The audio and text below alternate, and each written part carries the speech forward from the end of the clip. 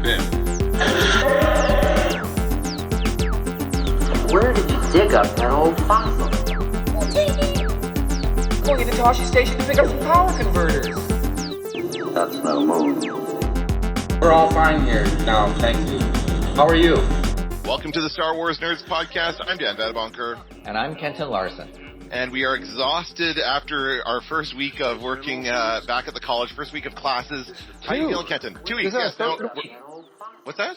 It's our third week of school. We started our third week. Oh my God, already? I can't believe it. Our first full week, but our third actual week. Yeah, man. And it's very, very busy, of course. The students are back in person. We're back in person. How's that been going for you so far, Kenton? The usual, we're in the honeymoon period, so everything's fine. How about you? Period. Yes, exactly. Yeah. Yes, and the marking has not, the unbearable weight of marking has not come down upon me yet because I haven't given them any assignments yet. When does yours start?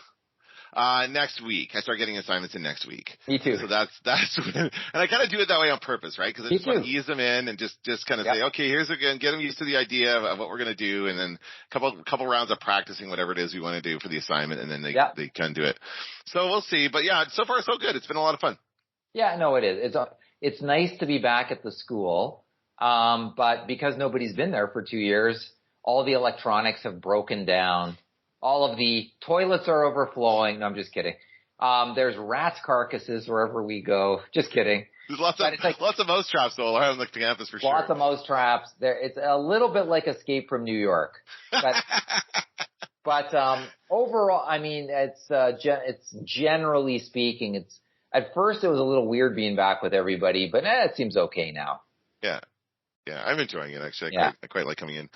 All right, but today, of course, we're going to talk about some Star Wars news. We had Disney Plus Day last week, right? Was it last Thursday? And so, among other things, we have, of course, some Star Wars stuff, but we also got the Disney Plus debut of Thor: Love and Thunder. Did you watch that, Kenton? Not yet, but I will. Okay, you haven't seen it yet? Did you watch it? Oh, I saw it in the theater. I actually went to see that in the theater, so I was a little disappointed. Theater. That I was also quite distracted because I saw it in a theater with a gimmick that had like these weird projections on the sides. Have you seen that new thing? Yeah. It's this weird. It's so weird and it was so distracting. So I couldn't really focus on the movie, but it wasn't. It wasn't great. It wasn't the best Thor movie in my opinion. But maybe I'll give it a second watch one of these days and we'll see. Maybe it'll be better second time around. Yeah, I've heard people say it's the worst. The worst Marvel movie is that one. But I just saw Doctor Strange too, and I think that is there's a solid argument that that's the worst one. Really? I didn't mind it. Well, I didn't mind it so much. Why does it exist is the number one question I have, because it solves a problem that was already solved. And I also consider it to be a parasite on the host, which is the far superior Spider-Man No Way Home. Right. Like, hey, here's this great movie. Everybody loves it, right? And then it's like, well, here's the sequel, like the worst sequel you've ever seen. I just thought I watched them in a row and just the difference in quality is just jaw dropping. It's, I had my hopes up for Doctor Strange 2, and then I don't know. Like nothing in it was interesting, appealing, or good, I thought. Nothing. Yeah, I agree. Like I thought it was like, well, no, I should say I did like it. I went to see it in the theater and I enjoyed it. Maybe I was just so pleasantly surprised that it was a Sam Raimi movie and I saw the car that I always see in Sam Raimi movies. So I like that kind of stuff. But yeah, there were some issues. I didn't like the zombie Doctor Strange. That was really stupid. And there are all kinds of issues with this, like jumping around the multiverse. The way they did that was not great. And you're right, there was no purpose because they just took a villain from WandaVision and they recycled the villain from WandaVision and didn't add anything to the Marvel Cinematic Universe. But and you're right, that Spider-Man movie could have been the sequel. It was a Doctor Strange movie and a Spider-Man movie, right? Because it had him in it too, so it could have just kind of finished that up. But they already committed to it. They had already mapped out the phase, whatever phase we're in at this point. And so I think that we just have to kind of accept. These days with Marvel, I'm just kind of taking it whatever it is. If it's not great, that's fine. I was pleasantly surprised with She-Hulk. I'm actually enjoying She-Hulk. Oh, Dan, no. Yeah, I like it. What's wrong with She-Hulk? No. I don't even know where to start. I literally don't know where to start. No. She's twerking with Megan. Well, that was a scene. That was a whatever post-credit scene. Those are dumb. No, but that's the cherry on top of the garbage soda. That's what it. I just think it's bad. I don't know. I disagree. I enjoyed it. Oh, Quite a bit, you actually enjoy yeah. it. Yeah, I liked it. I thought that the twerking aside, because again, that's absolutely an eye roll moment. But that was, that kind of stuff is like the high level kind of what gets viral and stuff. But I like the show itself is pretty clever. They don't break the wall too many times. She does break the fourth wall a few times, but not too much. But I like it. I think it's good. It does remind me of a lawyer show, of a funny lawyer comedy, because that's what it's meant to be in the Marvel Cinematic Universe. So it's like superhero based law. I like it. It's no Better Call Saul. I'll put it that way. No, it is not. It's not that. No, but I'm glad that people enjoy the show. I am, but when I look at what Marvel's been doing in this phase, there would be no debate. This is the worst phase of Marvel. What phase though? Like there have been barely any movies in this, and it's all streaming series, right? So Black Widow, terrible. Oh the God, Eternals, yeah. Is that part of the same one? Okay, yes, yeah, I guess. Yes. Doctor Strange 2, terrible. Like only Spider-Man really. Like Hawkeye, I thought was terrible. I liked most of WandaVision. I thought even Captain America and the Winter Soldier, I thought just kind of went south by the end. I don't know. I can't think of anything else. It's just not been getting it done for me. But usually, maybe we're just in the trough before we hit something of substance. But I don't know. Like, I guess somebody could be. I guess we could make the same. We could have the same discussion about Lord of the Rings, about Rings of Power, which I find that too. Terrible. Oh, I hate it. I love it. And, oh my God, Kenton, what's happening? Is the pandemic split our opinions so widely that we can't agree on anything anymore? I'm really beyond. I'm surprised I'm enjoying it, but the new Game of Thrones. I haven't watched that yet. I dig that. I'm watching that. I'm like, wow, this is really like. I guess I'm gonna. Thanks HBO. I guess I'm gonna have to watch this. You dragged me back in. Oh wow. But a lot of the other stuff, to me, Rings of Power. I don't know. It certainly is slow moving. I liked it though because I think it feels like Lord of the Rings. It does feel like the movies to me, and I like. It's interesting to me to see where it's going. I like the story, so I'm in for that. But the question is, Kenton, we're not here to talk about any of this stuff. All the stuff is set aside. And yes, I think for sure the Marvel Cinematic Universe has become oversaturated. We just have too much of it, and that's why the content is not as good. The quality is not as good because there's just so much out there. Some of it's bound to be bad. Is that going to happen to Star Wars? Because we're about to hit another peak of Star Wars content. Yeah. We have Andor coming up. Now we had an Andor special look, which was also part of Disney Plus Day, like a 7 minutes or so, a little 9 minutes. Kind of 9 minutes. Sorry, 9 minutes of it's kind of a trailer with some interviews and a little behind the scenes stuff. So it was kind of cool to see that. And then we also had a new episode of, and they called it The Road to Obi-Wan or something like that. They called it something weird I forget what I had it on my screen just a moment ago, but it was behind the scenes. It was basically what they used to call the Disney Gallery, right? Yeah.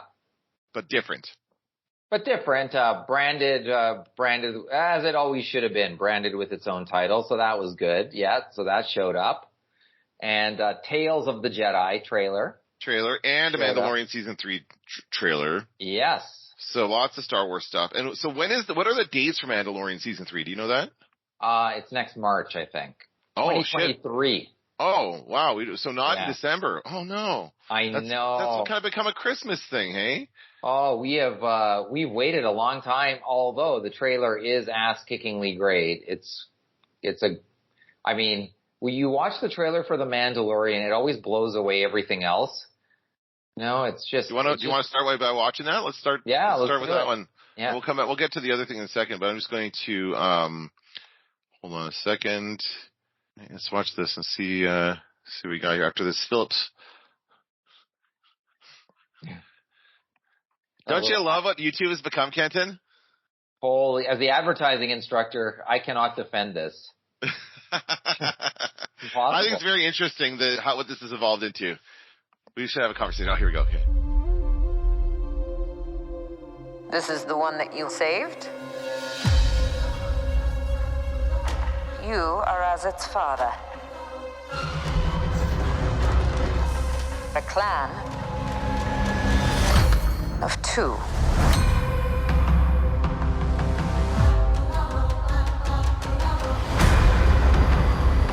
But you have removed your helmet. Then you are a Mandalorian no more.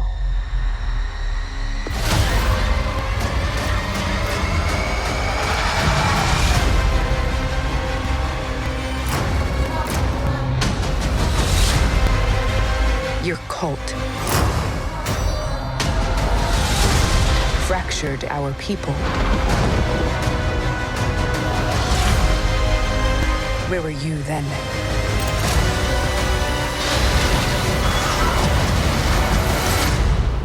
Did you think your dad was the only Mandalorian?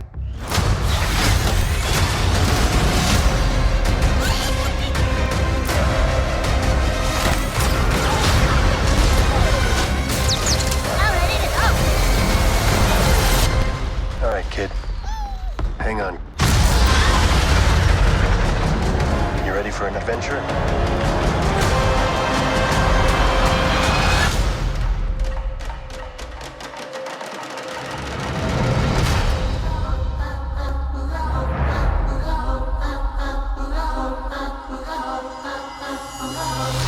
That's awesome. Yeah, that's insane stuff. Woo, there's a lot to unpack there. Now, was that what's the name of that guy? That little guy from episode 9 from Rise of Skywalker. That's him. What's his name again? Oh, why can't I think of his name? Ridiculous. That's him though, yeah. Yeah. That's a random thing that you never thought to see. I didn't think they would reference any of those prequels or those sequels rather. I know, that's pretty amazing. And it does appear that R5D4 becomes the Mandalorian's droid. That's hilarious, right? And that's why he breaks down. Babu Frick. Babu Frick is the name of that. Yeah, that's it. Babu guy. Frick. I just could not think of it at the moment. So then when he has, that's how he gets that bad motivator. Whenever he breaks down in front of Luke's house, on that fateful day. Anyway, but yeah, very cool, very exciting stuff. What else was in there? Lots of great shots of the fighter. It just kind of makes me want to rewatch the last season because it was that great. Well, really, again, those 2 episodes of the Book of Boba Fett where he gets those, the whole fighter thing together, was awesome. But I love that they incorporate, Grogu into the logo now. You see both of them in that. That's very cool. The music was great in that as well. Lots of great stuff. Oh, I think we've been waiting for such a long time for this season, and it really is, at this moment in time, it's the centerpiece of Star Wars.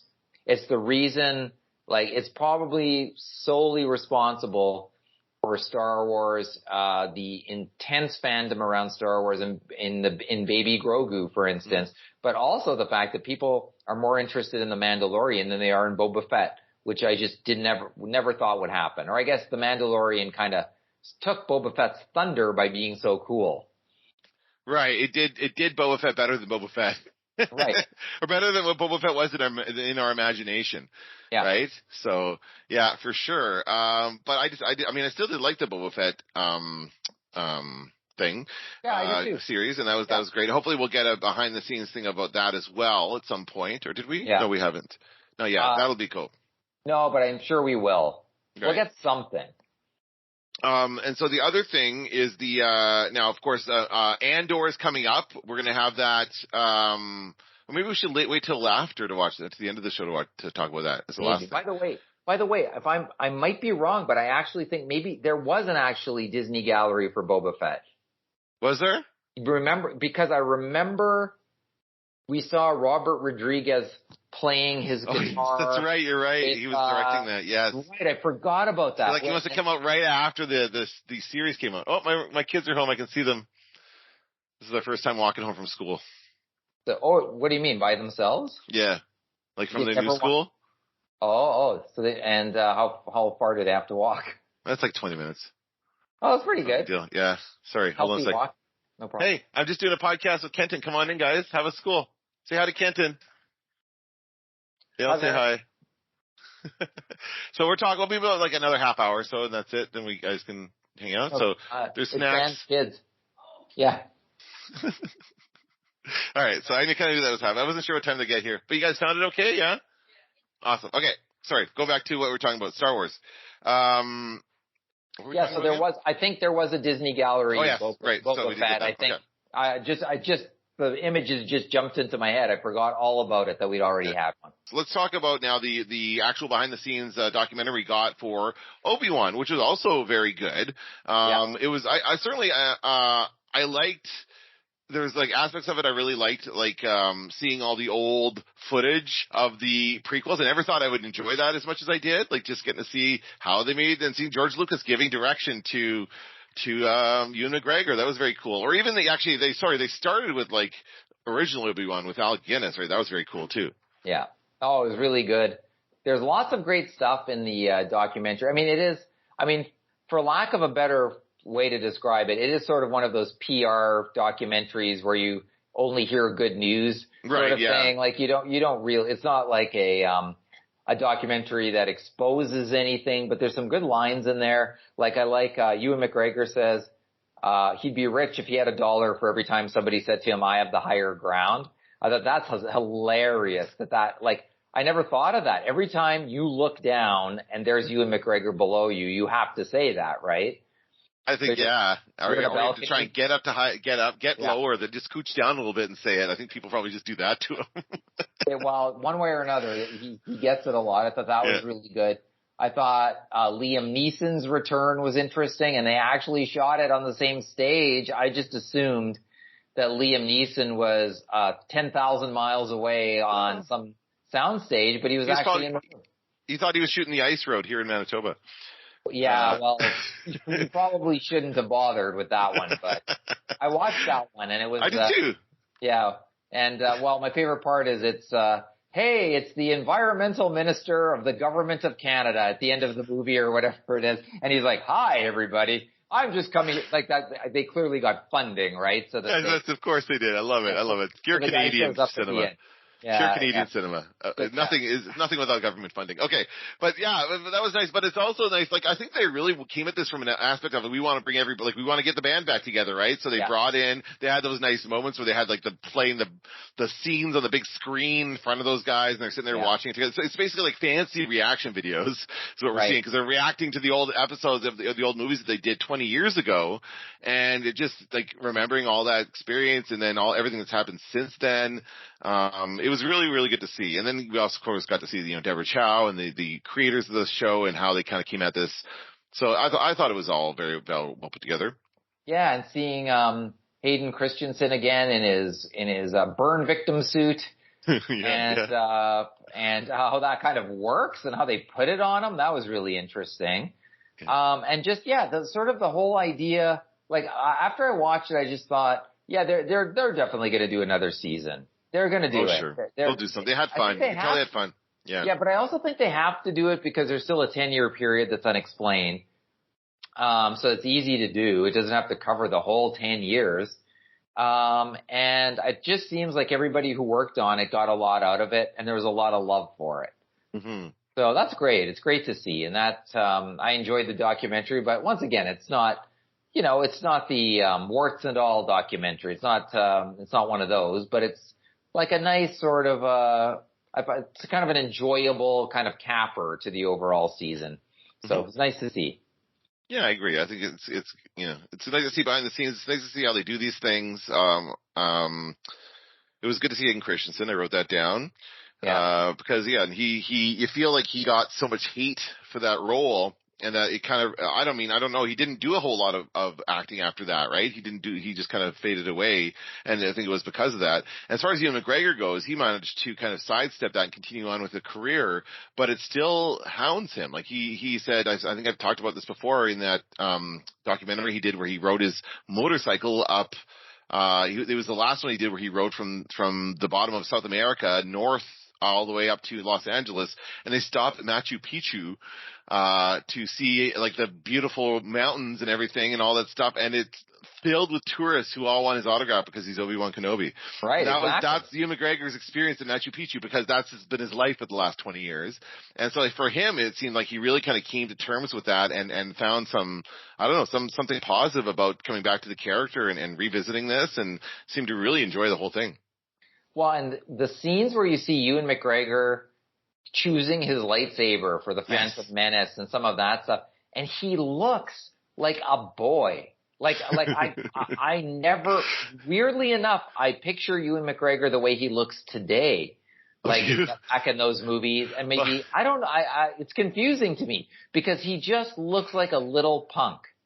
Like it's shocking. And then Hayden Christensen says, oh yeah, I was 19 when I was doing that. You're like, well, he was just a kid too, really. They were both young, yeah. Yeah. It's just really interesting. For some reason, in my mind, it just doesn't seem like that. If anything, I thought Ewan McGregor looked too old to play the role in episode 1. That's what I always thought. But yeah, of course, because he was supposed to be like mid-20s. Well, in that one he's supposed to be like 18, right? He's supposed to be very young. But what I was going to say was it's very clear that when they saw his audition video, they showed part of his audition video for it. It's very clear that he was in the middle of shooting A Life Less Ordinary with Cameron Diaz when he shot that, because that's the haircut he's got in A Life Less Ordinary, that horrible, horrible haircut.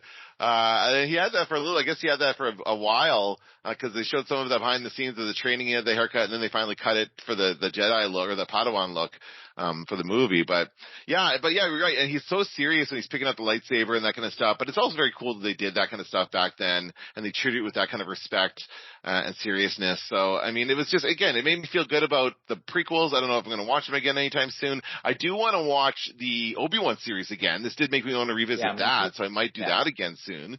But in the meantime, I'm getting ready for Andor. Yeah, I thought, I thought the same thing. I would like to watch Obi-Wan again. But you know what? Sort of back to what we're saying with Marvel, I think like what Star Wars is doing is what Marvel has done, which is, what did Kathleen Kennedy call it? Like something like perpetual storytelling, or something like storytelling that never ends. And the reason is because on a streaming service, you must produce product.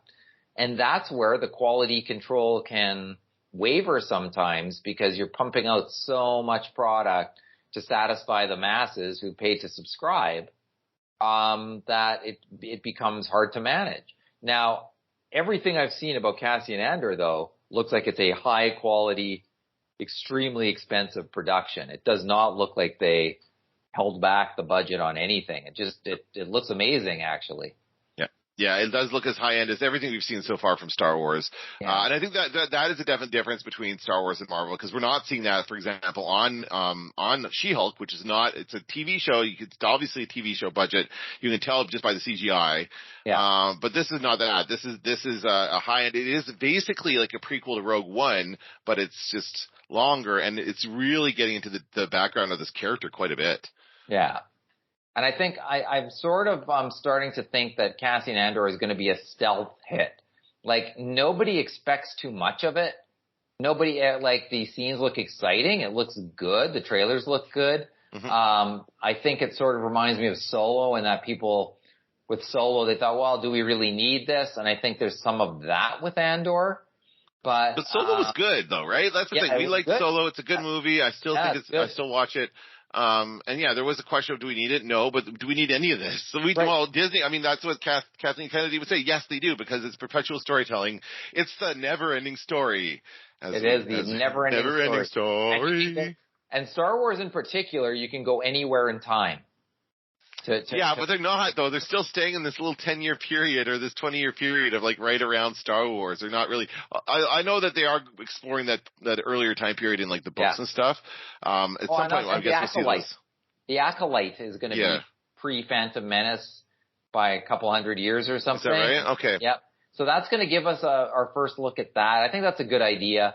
I also think, I don't think they're going to go post sequels like episode 7, 8, 9. They're not going to do that unless they bring back like one of like Daisy Ridley or Oscar Isaac or John Boyega. Like, they're going to need at least one of those to come back, and who knows what that might look like.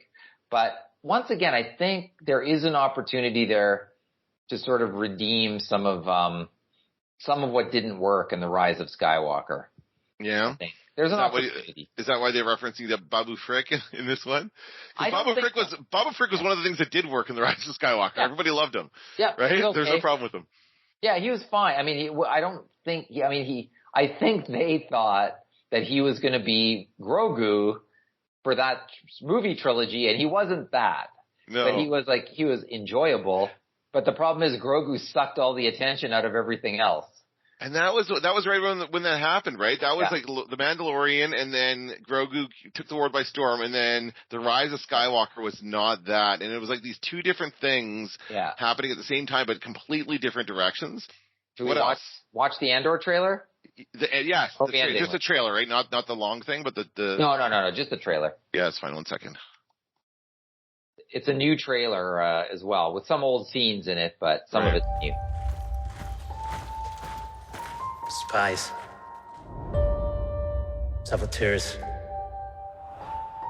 Assassins. We've all done terrible things on behalf of the rebellion. Cassian Andor. Don't matter what you tell me or tell yourself. You'll ultimately die fighting these bastards. Wouldn't you rather give it all at once to something real? We've chosen a side. We're fighting against the dark. There is an organized rebel effort. Drill down and get a hunt started. You realize what you've set in motion? People will suffer. Time has come to force their hand. At what cost? Everything! Every day we wait, they get stronger. Let's take them by surprise. For the greater good. Call it what you will. Let's call it war. People are standing up. They're afraid. Right now, they're afraid. Let's go! Star Wars Andor, 3-episode premiere, streaming September 21st. Only on Disney Plus. Looks good. There we go. Yeah. Oh, now it's something else playing here. I gotta turn this off. Oh, get the Mandalorian already? No. No, watching that. Okay. Yeah, it looks awesome. Like, there's all kinds of great stuff in there. And yeah, you're right. The budget looks excellent. The effects look good. I mean, even for a trailer, like, usually this stuff isn't completely finished for trailers, but this looks like it's pretty well along in its development. And yeah, we are going to get, 3 episodes, in a few weeks. Yeah, 3 episodes in a row, but then it occurs to me, what if they're only 30 minutes long? That's what always happens. Right. It's like, remember there's some episodes of The Mandalorian where we're like, oh my God, I can't wait another hour this week. And then it's 40 minutes or something. You're like, oh no, it's only 40 minutes. So we might be surprised at how long. I don't think they've released running times yet. No. So we'll see. Yeah, it could be just the equivalent of a movie coming out on Friday or whatever the day of the week. What day of the week is that, by the way? The Wednesday. Okay, Wednesdays. So Wednesdays, like, and She-Hulk is Thursdays. See, I'm noticing we're going back to the battle for the days of the week on this kind of stuff in streaming services, because people, like, Lord of the Rings is coming out, I think, Fridays. Yeah. And there's, like, other shows that are on. So definitely people are starting to kind of, for these weekly shows that are being released, people are starting to kind of get into a routine with watching the shows when they come out, so. Well, it's also they realize they can build buzz week to week. Every episode is buzz as opposed to dropping the whole season. Yeah, and the conversation's gone after a weekend, and that's it, right? That's what happens with Stranger Things and stuff like that. Yeah. So yeah, that's definitely going to happen. And yeah, we're going to watch it along with it and talk about it every week. We'll start doing that on that Wednesday, whenever. I'm not going to be able to. I'm no longer going to be able to watch it before I go to school because I start teaching at 8:00 in the morning on Wednesdays, and that would mean. Like, I get up at 6 to teach at 8. That would mean if I want to watch an episode, I got to get up at 5. I don't think so. So Wednesday, yeah. Sorry, go ahead. I'll see what I can do to protect myself from spoilers, but go ahead. Yeah, my Wednesdays are packed as well. Like, I teach from 9 to 5, almost all day, and I won't have time I won't be able to watch it before I go in. So yeah, I'll have to wait till after as well. So it's just a matter of keeping off social media, I think, until after, which is fine, because when you're at school, the day goes by and you're just don't have time for that anyway. So yeah, that'll be fine. It looks really good. I'm excited. Like, I like Rogue One. I would probably watch Rogue One again just to get ready for this. I think maybe I'll watch it leading up to when this is coming out to get in the mood. And it's a great character. It's an interesting part. So we're exploring, this is the 5 years, like, this is a little bit after Obi-Wan now. It's 5 years later, like 5 years before A New Hope, right? Something like that? Something like that. And I also, although I understand. I don't know this for sure. I've heard this. I've heard somebody else saying this on a podcast or something. But apparently, and it makes sense that there's big time jumps in the Andor. There's flashbacks to when he was a kid and stuff, right? So yeah, so we are going to get probably stuff from. I would imagine that goes back to like even pre-Empire, right? That would be like the prequel times. Right. So I think, and I don't know. I don't know if we're just going to get flashbacks or if the episodes are going to progress in an order where we're following his life, kind of. It might be that too. I mean, that's possible. So I guess we'll sort of see how it goes down. But I expect, and it's going to be 2 seasons long, I think. So I think we're gonna just like Rogue One went right up to A New Hope. Maybe Andor will go right up to Rogue One. Maybe we'll see what he was doing right at that moment, sort of when at the beginning of Rogue One, when he sees, he meets, the Pablo clone, the guy who looks like Pablo Hidalgo in the back alley. Yes, that's right. The movie starts. We'll find out, get a little bit, maybe some insight into who that Pablo guy was. No, he just gets killed in cold blood, though. That's it. He doesn't. I'm looking forward to hoping for more K2SO. I love that droid and seeing all that kind of stuff. How he gets that droid to be awesome. Yeah, it's going to be fun. It's going to be, and again, it's more Star Wars, and it's been a while. So I like the way they're piecing this out. I'm glad we're not getting it every it's still a little bit different than a movie. Yeah. I don't know. It's still like when did Obi-Wan come out? In the springtime, right? So it's been like 3. Well, it's getting into 6 months, I guess. Yeah, in the summer, I think. Obi-Wan went most of the summer, did it not? Oh yeah, I guess it went into June and July. May. Did it start in May? It started in May, yes. It was May into June, and so yes, it has been. So I guess it's they go for like 3 series a year, because we did have Boba Fett in the spring. So yeah, and then we'll get into Mandalorian next spring. Okay. Well, there's also, the animated stuff. There's Bad Batch. Oh yes. Yes, Bad Batch. When is that starting? I think it's pretty soon. And there's also Tales of the Jedi. Yeah, I have this trailer here. Do you want to watch that? Yeah. We'll watch that one too, and then that'll be it, the last thing we talk about. Everywhere there is life, but you must face death. Honor it. Do not fear it. Jedi. Ahsoka is Jedi.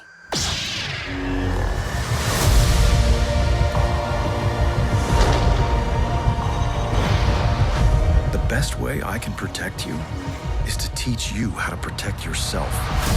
Master Dooku. I want to bring peace and order to the galaxy. Master, stop!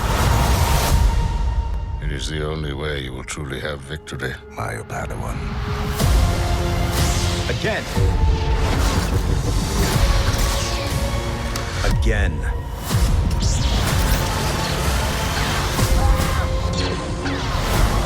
Dooku, stand down.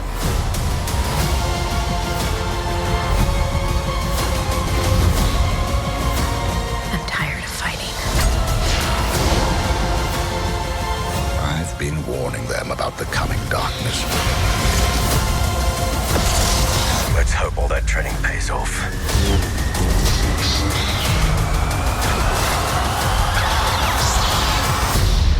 And who might you be?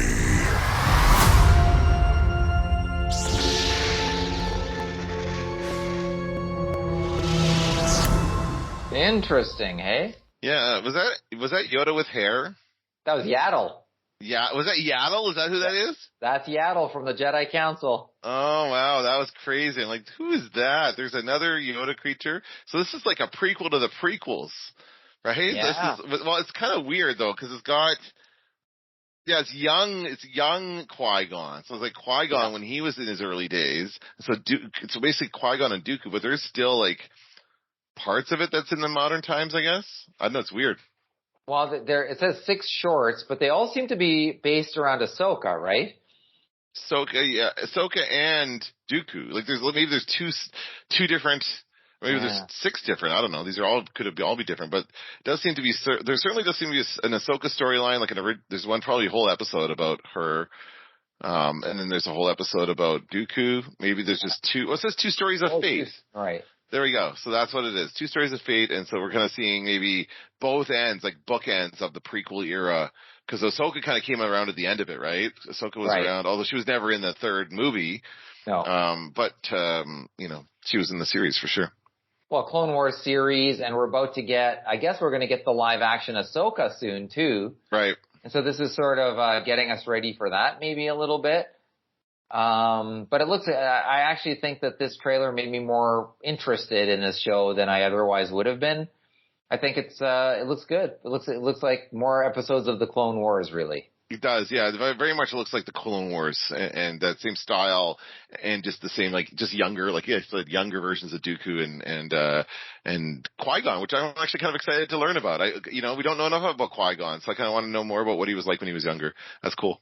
Yeah, no, I think so too. And just seeing the interactions and the 2 stories of fate, I think that'll be good. And I think it's good also to sort of, I like the animation as testers for what might be live action one day. And I just sort of like it. Like, we don't know necessarily, I guess Disney gets some good data and stuff about who watches what. But, even with Andor, it'll be interesting to see what does that do for that character. Yeah. Like that TV show. What's it going to do? Yeah, it's interesting. Yeah, we'll have to see what the reaction is going to be. Yeah. But it's a good thing. I'm glad they're doing it. I'm looking forward to it. And I think Bad Batch is coming out soon too. Was it? They moved it once, I think. It's like we're starting to see everything get moved on streaming. Yeah, well, that's the thing. I think originally Mandalorian season 3 was supposed to be originally this Christmas. Certainly that was a thing at some point. But and then also Andor got moved, right? Andor was supposed to be out this week or next week or something. Already out in August. Yeah, end of August. Yeah, it was supposed to be out. So where that new era is upon us, where you're right, they're trying to counter program other stuff that's coming out at the same time, and I do think they didn't want to. I don't think they wanted a full season of She-Hulk to go a full season at the same time as Andor. I think that was part of it too. Not that they're in competition; they're on the same streaming service, but I think it's possible for in that scenario for one to overwhelm the other. It's interesting. It's like a lead-in. Remember the idea of a lead-in, like having a strong lead-in, a show that really gets a lot of people watching, and then if you go off of that, you'll keep some of those viewers. It's like that where you go to, like, they'll have it, so the She-Hulk finale probably will be coming up soon. So She-Hulk finale, and then the next day Andor drops, or the day before Andor drops, so that they got crossed out, and you're looking up and you say, oh, look, Andor is there, and so you just click on it and watch it, and then that keeps you in Disney Plus instead of clicking over to Netflix or into another streaming service, which is what they're doing, what they're thinking about. The competition now is among streaming services, not networks anymore. Right. So, yeah, it's very interesting. Yeah, it is very interesting, and it is in some ways it seems like the days of traditional television, but in other ways it's totally different, because one of the reasons there was a thing is like a lead-in show would have an impact on the show that was after it is because people were too lazy to stand up and turn the channel. That's right. Whereas now, like, you could be the laziest person on earth and still turn the channel. So. But there's path of least resistance, right? There's that. I think that still exists, and people will still like, ooh, click, and they'll just click on the thing that they want to see. So I think that's definitely a thing that they think about. Anyway, all right, we got to wrap things up. That's a great conversation. It was nice to be back on talking Star Wars with you again. That's going to do for this episode of the Star Wars Nerds. I'm Dan Vadabonker. I'm Kenton Larson. Don't let the Force hit you on the ass. That's no move. Now I am the master. TK421, you come. Going into Toshi Station to pick up some power converters.